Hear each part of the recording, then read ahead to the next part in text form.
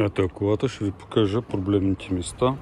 Едната тук, където се слагат иглича, е надраскана. Има тук там някоя люспичка. Толкова проблемите, трябва да я покажа цялата.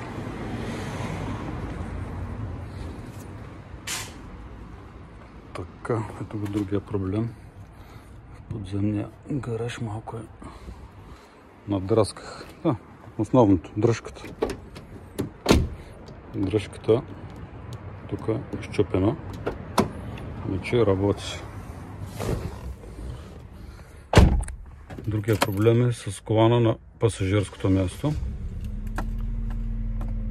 Ето тази лампа постоянно мига и 100 секунди пилка. Без значение дали има или няма някой на кола, но седалката без значение дали колана е сложен.